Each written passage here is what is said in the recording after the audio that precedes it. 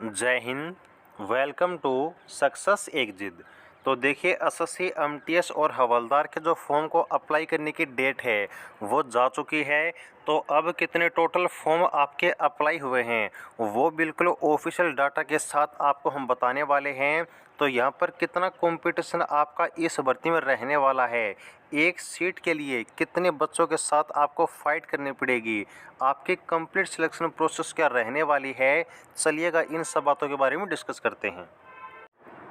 तो यहाँ पर देखिएगा, ये जो आपका डाटा है वो आपका ऑफिशियल आरटीआई का डाटा है, जिसमें आरटीआई में ये पूछा गया था कि एसएससी एमटीएस और हवलदार 2021 की जो भर्ती है इसमें कितने फॉर्म आपके अप्लाई हुए हैं। तो यहाँ पर बिल्कुल कान खोलकर सुनिएगा, जो टोटल फॉर्म आपके अप्लाई हुए हैं वो है 39,33,119, यानी कि 40 लाख फॉर्म आप लोग मान सकते हैं। 40 लाख फॉर्म आपके इस भर्ती में जो है अप्लाई हुए हैं। वहीं बात करें कि आपके हर एक कैटेगरी में कितने फॉर्म अप्लाई हुए हैं, तो देखिए 80 कैटेगरी में 10,25,418 फॉर्म अप्लाई हुए हैं। एसटी कैटेगरी में 3,55,982 फॉर्म अप्लाई हुए हैं। ओबीसी कैटेगरी में 16,24,487 फॉर्म। एडब्ल्यूएस में 1,81,333 सबसे कम फॉर्म अप्लाई हुए हैं। और यूआर में आपके 7,45,899 जो फॉर्म हैं वो इस बार भरे गए हैं। तो इस चीज़ से यहाँ पर बिल्कुल जो है ऑफिशियली आप लोग ये बात पता कर सकते हैं कि कितना यहाँ पर जो कंपटीशन है वो आपका रहने वाला है। अब यहाँ पर जो 40 लाख फॉर्म हैं इनमें से कितने बच्चे सिलेक्शन लेंगे वो देखिए। तो यहाँ पर देखिएगा, जो आपकी एमटीएस की वैकेंसी इस बार रहने वाली हैं वो 3,698, और सीबीआईसी हवलदार की जो वैकेंसी हैं वो 3,603 आपके रहने वाली हैं। तो इन दोनों को मिलाकर जो टोटल आपकी वैकेंसी बनती हैं वो देखिएगा 3,698 प्लस 3,603, टोटल यहाँ पर 7,301 जो वैकेंसी हैं वो आपके इस बार रहने वाली हैं। जिसका मतलब ये है कि इस बार 40 लाख फॉर्म में से जो फाइनल सिलेक्ट होंगे ना वो आपके मात्र 7,301 कैंडिडेट रहने वाले हैं।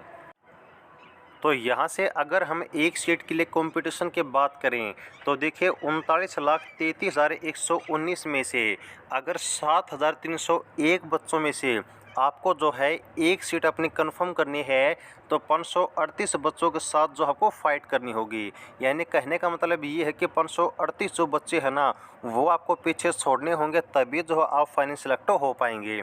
लेकिन मैं आपको एक चीज़ और बताना चाहूँगा कि इन 40 लाख में से यहाँ पर 4 से 5 लाख जो फॉर्म हैं वो आप लोग रिजेक्ट कर सकते हैं, क्योंकि सभी बच्चे एग्ज़ाम देने नहीं जाते। जो एवरेज आपकी एसएससी के किसी भी एग्ज़ाम या फिर नॉर्मली हम बात करें एमटीएस के एग्ज़ाम में तो आपके 70 से 75% जो आपकी अटेंडेंस है एग्ज़ाम में वो देखने को मिलती है। तो 35 लाख फॉर्म यहाँ पर आप लोग जो है एवरेज मान कर चलिएगा। लेकिन ये कंपटीशन भी आपका 35 लाख वाला कम नहीं रहेगा, इस बात को भी बिल्कुल आप लोग दिमाग में रखिएगा। यदि बात करें सिलेक्शन प्रोसेस की तो सबसे पहले आपका होगा टायर 1 रिटन एग्ज़ाम, जो कि आपका सीबीटी बेस होगा, कंप्यूटर बेस्ड रहने वाला है। और ये एग्ज़ाम आपका एमटीएस और हवलदार दोनों ही पोस्ट का जो है एक के साथ एक ही एग्ज़ाम में कंडक्ट किया जाएगा। उसके बाद आपका जो सेकंड एग्ज़ाम होगा वो होगा टायर 2 डिस्क्रिप्टिव पेपर, जिसमें आपको जो है पेन पेपर मोड में एग्ज़ाम कंडक्ट किया जाएगा। उसके बाद आपकी जो तीसरी स्टेज है वो होगी फिजिकल की पीईटी एंड पीएचटी। ये क्या चीज़ है वो भी बताने वाले हैं, लेकिन ध्यान से, ये सिर्फ आपको जो सीबीआईसी हवलदार की पोस्ट है ना उसमें फिजिकल कंडक्ट की जाएगी। एमटीएस की पोस्ट में कोई फिजिकल की कंडक्ट नहीं होगी। देन आपका होगा डॉक्यूमेंट वेरिफिकेशन, फिर आपका मेडिकल होगा, और यहाँ पर आपके रिटन एग्जाम प्लस में आपके टायर 2 के बेस पर जो फाइनल मेरिट लिस्ट है वो आपके इन सभी के बाद तैयार कर दी जाएगी। तो यहाँ पर जो आपकी फिजिकल में पहली प्रोसेस है वो है पीईटी, जिसका मतलब होता है फिजिकल एफिशिएंसी टेस्ट है। इसमें क्या होगा, तो यहाँ पर जो आपकी वॉकिंग है यानी कि आपको चलना होगा और जो साइकिलिंग है वो कंडक्ट की जाएगी। लेकिन याद रखिएगा जो आपकी साइकिलिंग है वो हवलदार की पोस्ट अगर आपने डीजीपीएम डिपार्टमेंट में अप्लाई किया है वहाँ पर आपकी जो साइकिलिंग की प्रोसेस है फिजिकल में वो कंडक्ट नहीं की जाएगी। तो यहाँ पर आपके जो अदर ऑल डिपार्टमेंट में हवलदार की पोस्ट में फिजिकल होगी वो होगी वॉकिंग, मेल के लिए 1600 मीटर 15 मिनट में और फीमेल के लिए 1 किलोमीटर 20 मिनट में। देन यहाँ पर साइकिलिंग आपकी होगी 8 किलोमीटर 30 मिनट में मेल के लिए और आपकी 3 किलोमीटर 25 मिनट में होगी फीमेल के लिए।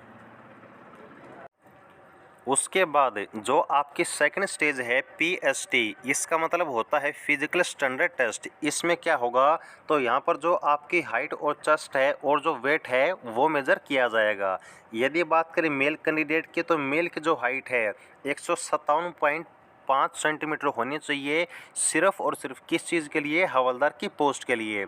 और आपकी चेस्ट होनी चाहिए 76 सेंटीमीटर प्लस में जो 5 सेंटीमीटर का एक्सपेंशन जो फ्लाव है वो आपको करना होगा। वहीं बात करें फीमेल के लिए तो फीमेल में आपकी जो हाइट है 152 सेंटीमीटर, चेस्ट की रिक्वायरमेंट आपकी नहीं होती, वेट आपका होना चाहिए फीमेल का कम से कम 48 किलोग्राम। तो ये आपकी पूरी प्रोसेस रहने वाली है एमटीएस की पोस्ट और हवलदार की पोस्ट में फिजिकल की और आपकी अदर आपके एग्जाम या फिर डिस्क्रिप्टिव पेपर की आपकी फाइनल मेरिट लिस्ट तक। यदि हम बात करें पहली स्टेज की तो देखिएगा जो आपकी एमटीएस की पोस्ट है और जो हवलदार की पोस्ट है इन दोनों में आपकी पहली स्टेज जो है कॉमन कंडक्ट की जाएगी वो होगी आपकी सीबीटी की। तो इसका जो एग्ज़ाम पैटर्न है आप लोग देख सकते हैं, इंग्लिश से 25 क्वेश्चन, रीजनिंग से 25 क्वेश्चन, न्यूमेरिकल एप्टीट्यूड से 25 क्वेश्चन और जनरल अवेयरनेस से 25 क्वेश्चन। एक क्वेश्चन आपका 1 नंबर का होगा, टोटल 100 क्वेश्चन आएंगे और 100 नंबर का आपका एग्जाम होगा और टाइम आपको मिलेगा टोटल 90 मिनट का। लेकिन याद रखिएगा यहाँ पर आपका जो 0.25 की नेगेटिव मार्किंग है वो भी एग्जाम में आपकी रहने वाली है। तो यहाँ पर देखिए जो आपका एग्ज़ाम है सबसे पहले वो आपको क्लियर करना होगा, इसके बाद ही आप जो अदर स्टेज के लिए है वो वहाँ पर क्वालिफाई हो पाएंगे। ओके, तो देखिए कंपटीशन आपका बहुत ही ज़्यादा तगड़ा रहने वाला है, ये चीज़ आप लोग जो है देख सकते हैं। और यहाँ पर 40 लाख फॉर्म में से 7301 बच्चों में आना कोई छोटी मोटी बात नहीं है। यहाँ पर पूरे जी जान से आपको तैयारी करनी होगी।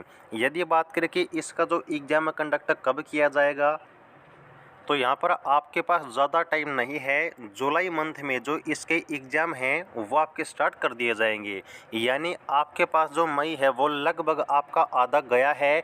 तो यहाँ पर आधा मई, उसके बाद जून, सिर्फ 1.5 महीना आपके पास है अपनी तैयारी को बेहतर बनाने के लिए। तो अभी से तैयारी में लग जाइएगा और यहाँ पर 7301 बच्चों में अपनी एक सीट को बिल्कुल कन्फर्म करके दिखाइएगा। तो जानकारी कैसे लगी है ज़रूर बताइएगा। यदि कोई डाउट है तो आप लोग कमेंट सेक्शन में पूछ सकते हैं। आने वाली हर प्रकार की अपडेट के लिए चैनल को सब्सक्राइब करना ना भूलें। जुड़े रहिएगा। जय हिंद।